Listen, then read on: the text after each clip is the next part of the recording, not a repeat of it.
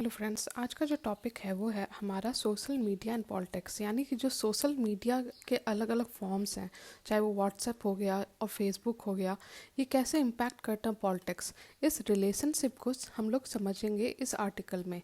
तो पहले तो कुछ डाटा देख लेते हैं कि जो सोशल मीडिया व्हाट्सएप है वो बहुत ज़्यादा पॉपुलर न्यूज़ सोर्स हो चुका है। मतलब कि न्यूज़पेपर या मीडिया चैनल्स के बजाय लोग अब व्हाट्सएप और फॉरवर्डेड मैसेजेस पे रिलाई कर रहे हैं टू गेट द न्यूज़। जो 32% है अर्बन इंडियंस का, वो प्रीफर करता है digital space for daily dose of news and information. और उसके बाद 28% रिलाई करते हैं टेलीविज़न और 24% आपके रिलाई करते हैं न्यूज़पेपर। उसी तरह पॉलिटिकल सपोर्टर्स जो है, अगर आप किसी पॉलिटिकल पार्टी को सपोर्ट कर रहे हैं तो बहुत ज़्यादा चांस है कि आप टीवी न्यूज़ पे रिलाई करेंगे। लेकिन अगर आप अपॉलिटिकल हो, यानी कि किसी पार्टी के सपोर्टर नहीं हो, आप न्यूट्रल हो, तो ये चांस बढ़ जाता है कि आप सोशल मीडिया पे रिलाई करोगे। और साथ में ये भी है कि those who do not identify with any political party were the likeliest to rely on social media feeds. तो ये कुछ बेसिक डाटा है। उसी तरह टीवीज़ पॉजिटिविटी अगर देखें तो उसके अनुसार कि positive perception regarding state governments management of pandemic was more wide spread. यानी कि 81% जो उन लोगों में जो कि अपने न्यूज़ टेलीविज़न या न्यूज़पेपर से लेते थे। उसी तरह जो सोशल मीडिया से जो प्रीफर करते हैं वो 74% से भी कम है। तो इस तरह से हम समझ रहे हैं कि टीवी और सोशल मीडिया का जो कनेक्शन है पॉलिटिक्स के साथ, वो हमें समझ में आ रहा है। अगर कुछ फैक्ट्स सब देख लेते हैं हम बाकी। देखिए, 2019 में ये पाया गया कि जो पॉलिटिकल पार्टीज़ हैं वो ऑलमोस्ट 53 करोड़ स्पेंड कर रहे हैं ऑन डिजिटल प्लेटफॉर्म, जैसे कि गूगल हो गया, फेसबुक हो गया, अपना मैसेज स्प्रेड करने के लिए। मतलब एडवर्टाइजमेंट सोर्स हो गया ये सब। दूसरा पॉइंट है कि जो 2017 का CSDS का लोक नीति सर्वे था, उसके अनुसार जो 1/6 of India's WhatsApp users way part of WhatsApp group इधर मैनेज बाय पॉलिटिकल पार्टी और इट्स लीडर। मतलब कि बहुत ज़्यादा चांस हो जाता था, मतलब हर 6 में से एक इंसान किसी न किसी व्हाट्सएप ग्रुप का पार्ट था जो कि किसी पॉलिटिकल लीडर, ठीक है, या पॉलिटिकल पार्टी के द्वारा मैनेज किया जाता हो। उसी तरह 2019 का CSDS लोक नीति सर्वे है, उसने पाया कि हर 3 में से एक जो इंडियन सिटीजन है on social media consumes political content daily और रेगुलरली। उसी तरह political movement on social media was higher in 2019 Lok Sabha election then in 2014। तो इस तरह से हम कुछ फैक्ट्स समझ लिए। अब समझते हैं कि सोशल मीडिया और उसका इम्पोर्टेंस, किस तरह से सोशल मीडिया पॉलिटिक्स में इम्पॉर्टेंट हो रही है। तो पहले सोशल मीडिया तो आपको पता ही होगा, लेकिन फिर भी बता देती हूँ कि सोशल मीडिया उस सारे रेंज ऑफ इंटरनेट बेस्ड या मोबाइल रिलेटेड सर्विस को कहते हैं जिससे कि आप अपने व्यूज़ या पार्टिसिपेट कर सकते हैं अपने व्यूज़ को एक्सचेंज करने में, ठीक है। तो ये आपका ब्लॉग हो सकता है, सोशल नेटवर्किंग साइट्स हो सकता है, साथ में स्टेटस अपडेट सर्विस भी हो सकता है। देखिए, जो IT रिवॉल्यूशन है उसमें नए नए आपके सोशल मीडिया प्लेटफॉर्म्स आ रहे हैं और ये सारे इसमें आएंगे। अब समझते हैं इम्पोर्टेंस। जैसा मैंने कहा, इम्पोर्टेंस समझते हैं। तो पहला है कि री इनर्जाइज द पॉलिटिकल लैंडस्केप। देखिए, जो पॉलिटिक्स है it's a very wide spread phenomena. It's not just about political science. ये पॉलिटिक्स का जब बात करते हैं तो इट्स अ 2 वे कम्युनिकेशन। मतलब कि जो पॉलिटिकल पार्टीज़ हैं वो अपने जो वोटर्स हैं या जो उनके सपोर्टर्स हैं उनके साथ कम्युनिकेशन रखना चाहती है। और जो ये नए नए प्लेटफॉर्म्स आ रहे हैं, ये एक तरह के नया फॉर्म दे रहे हैं पॉलिटिकल पार्टीज़ को अपने सपोर्टर्स के साथ कंटेक्ट और कम्युनिकेट करने में। तो इसके थ्रू पॉलिटिकल कैंपेन या जो रूटीन कम्युनिकेशन जो पॉलिटिकल पार्टीज अपने सपोर्टर्स तक पहुंचाना चाहती है वो इजी हो जाता है। ये एक 2 वे कम्युनिकेशन पॉइंट देती है। दूसरा है, जैसे मैंने कहा, प्रोमोटिंग 2 वे कम्युनिकेशन। इसमें क्या होता है कि जो लोग, जो पार्टीज़ हैं, उनको फीडबैक भी मिल जाता है। जो पॉलिसीज़ हैं गवर्नमेंट की या इन जनरल पार्टी की पॉलिसी है, उसके अनुसार उसके ऊपर क्या है उनके सपोर्टर्स का व्यूज़। तो एक 2 वे फीडबैक का एक लूप की तरह ये काम करती है। तीसरा है कि ये बहुत ज़्यादा कॉस्ट इफ़ेक्टिव है, मतलब कि उतना खर्च नहीं होता है। एक तरह से देखिए, जब आप सोशल मीडिया को पे एडवर्टाइजमेंट कर रहे हैं कंपेयर टू आपका टीवी या जो बाकी मीडियम ऑफ एक्सचेंज है उससे, तो ये बहुत ज़्यादा कॉस्ट इफ़ेक्टिव है पार्टीज़ को। इसमें माइक्रो मैनेजमेंट भी कर सकती है पार्टीज़, हर एक इंसान को उसके व्यूज़ के अनुसार टारगेट कर सकती है, एडवर्टाइजमेंट क्रिएट कर सकती है। तो इस अनुसार इसलिए इसको बहुत ज़्यादा कॉस्ट इफ़ेक्टिव मीडियम माना जाता है। चौथा पॉइंट है कि पब्लिक इंगेजमेंट, यानी कि सिर्फ पार्टीज ही नहीं बल्कि पब्लिक भी एक दूसरे के साथ एक्सचेंज करके अपने व्यू पॉइंट्स रख सकती है, और एक diversity of view point public engagement किया जा सकता है। तो पब्लिक इंगेजमेंट आपका चौथा पॉइंट है। अगर बाकी कहें तो इसमें और जो बाकी बेनिफिट्स हैं या इम्पोर्टेंस है वो है पॉलिटिकल कैंपेन्स को viral through mode like share function, मतलब कि आप आसानी से शेयर भी कर सकते हैं। बहुत फास्ट हो गया है मीडियम ऑफ कम्युनिकेशन, ठीक है। उसी तरह जो इंफॉर्मेशन या ओपिनियन है वो एक रिपल की तरह काम करता है। जैसे मतलब कि एक पॉन्ड में आप एक पत्थर मारते हो वो एकदम स्प्रेड करता है, रिपल्स उसमें क्रिएट होते हैं। उसी तरह जो भी इंफॉर्मेशन है वो बहुत जल्दी अक्रॉस द नेशन स्प्रेड करती है। कंसर्न्स क्या है? कंसर्न्स की बात करें तो पहला है तो कि emergence of post truth politics. Post truth politics क्या होता है?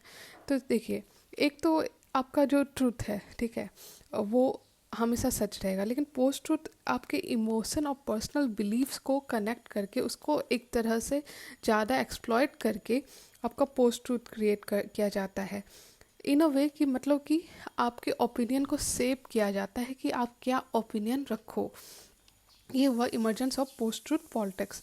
दूसरा है प्रोलिफरेशन ऑफ फेक न्यूज़, यानी कि ये बात सही है कि इन्फॉर्मेशन स्प्रेड हो रहा है, लेकिन साथ में फेक इन्फॉर्मेशन भी स्प्रेड हो रहा है, फेक न्यूज़ स्प्रेड हो रहा है, और वो कई बार लेजिटिमेट जो प्लेटफॉर्म्स हैं उनके थ्रू या लेजिटिमेट न्यूज़ चैनल है उनके थ्रू भी स्प्रेड किया जा रहा है। तो वो आइडेंटिफाई कर पाना कि जो फेक और रियल है उसके बीच में मुश्किल होते जा रहा है। तो प्रोलिफरेशन ऑफ फेक न्यूज़ दूसरा कंसर्न है।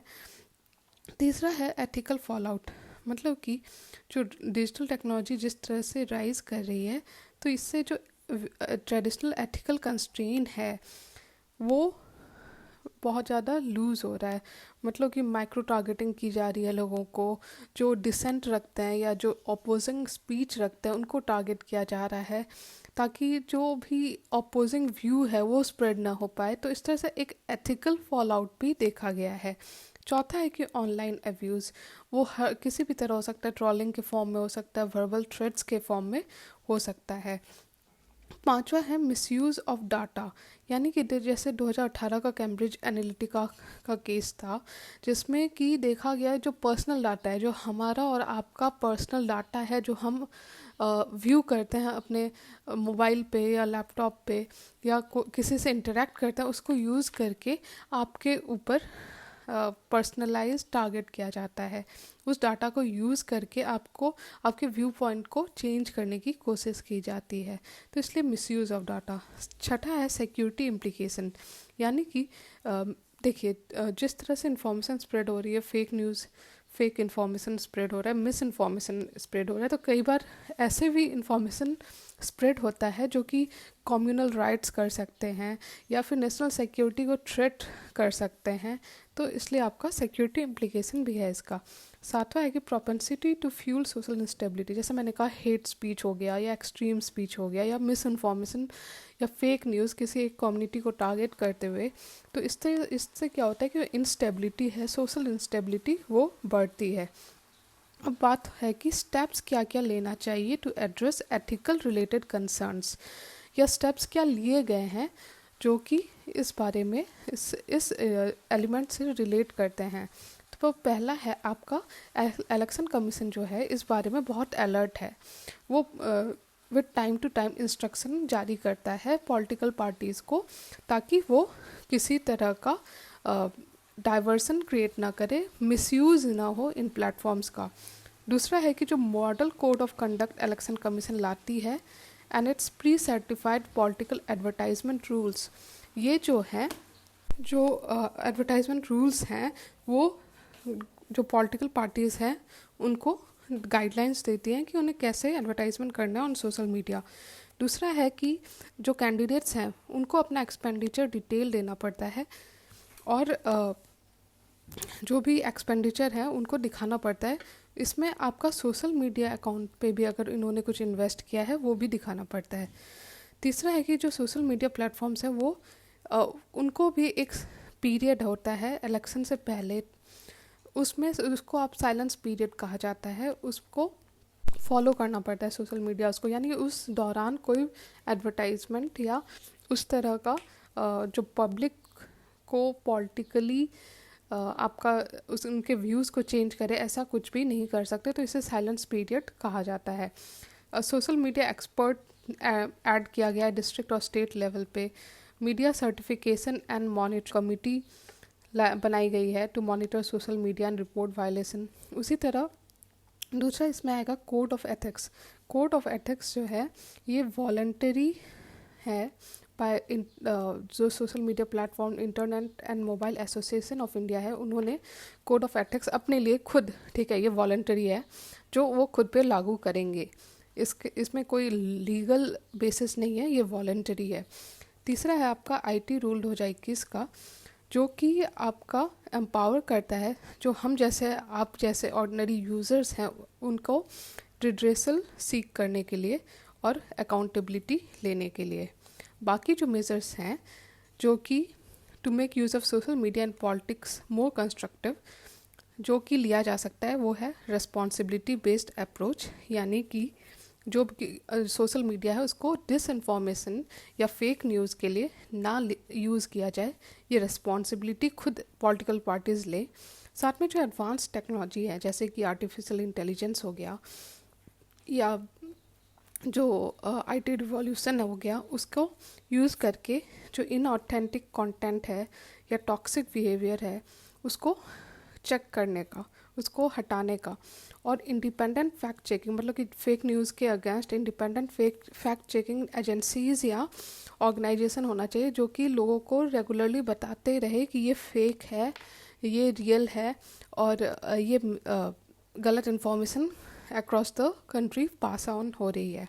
उसी तरह स्टडीज़ की ज़रूरत है क्योंकि ये न्यू फेनोमेना है। हम 2000 से पहले ऐसा कोई फेनोमेना नहीं देख रहे थे उस समय, क्योंकि आईटी रिवॉल्यूशन आया ही नहीं था।